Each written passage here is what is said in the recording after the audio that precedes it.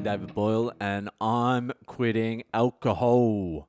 So at the end of that show, The Serpent, that I was talking about the other day, they played this Rolling Stones song, Moonlight Mile, and I have not been able to stop playing it. I've listened to it maybe about 200 times.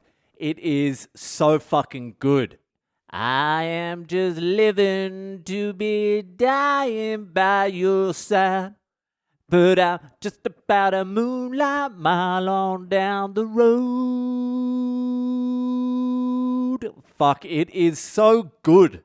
I had heard it before, but I'd never heard it before. I had never appreciated it. And when it came on at the end of The Serpent, I was like, I am in love with this fucking song. It made the fucking show better. That's how good the song is. That's how good the Rolling Stones are. They make shit better. They make TV and movies better. Perfect example, The Departed.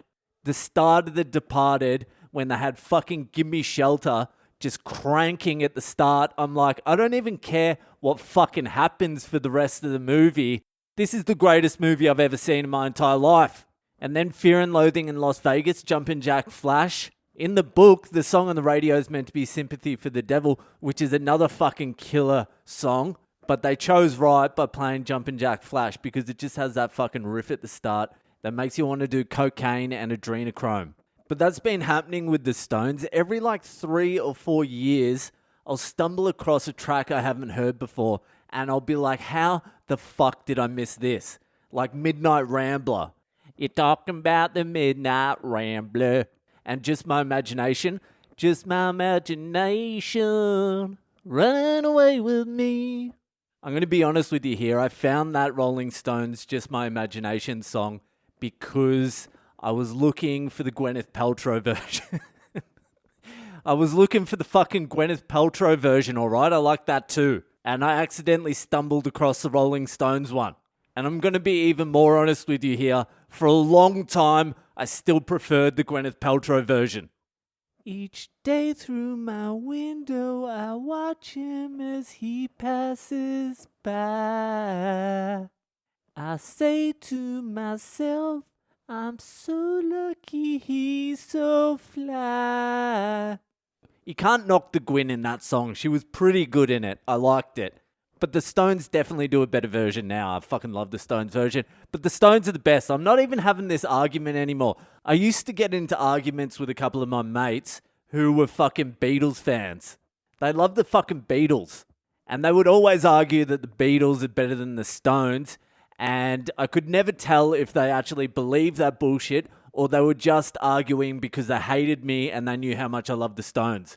Regardless of any of that, I don't even know how you can compare the fucking Beatles to the Stones. The Beatles make me want to put on some gloves and do some gardening. The Stones made me want to put a couple of drops of acid in both eyeballs, shoot some heroin, and then jump out of a plane over the Grand Canyon without a parachute. They're not the same fucking thing. Have you ever been to a good party where someone's yelled out, hey, can someone chuck on I Am the Walrus? I am really tonguing right now for a little bit of Yellow Submarine. No one. That's not a good party. I tell you what's a good party. You're at a stranger's house, full of strangers. Someone puts on Paint It Black, and then at the end, you all go rob a convenience store. Now, that's a fucking party. The Beatles is some shit you listen to while you're trimming your fucking bonsai plant.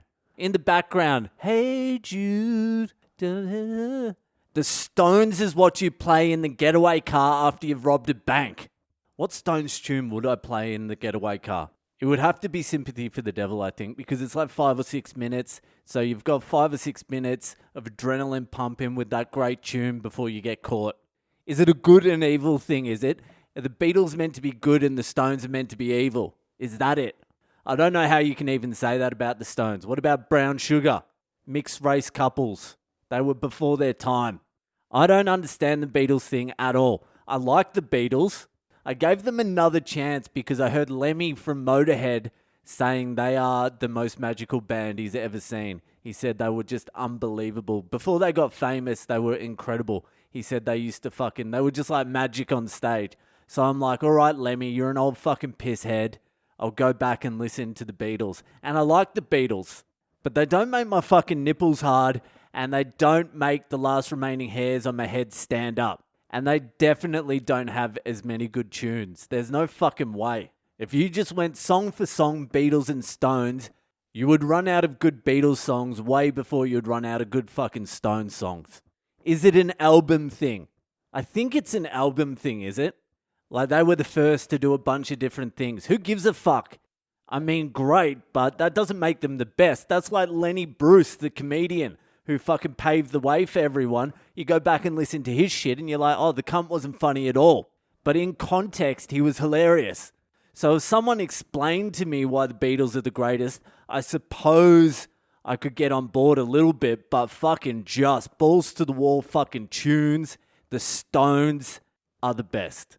But I don't know anything about music, and I know there's a lot of musicians who listen to this podcast, so I'd be happy to hear your opinion. I won't listen to it, but I'll hear it. Anyway, that is it for tonight. Go listen to Moonlight Mile and tell me that is not a fucking tune. Okay, that's it for tonight. If you're enjoying the podcast, hit me up on social media. I'm Boyle Comedy on Instagram, Facebook, and Twitter. And I'll see you the fuck later.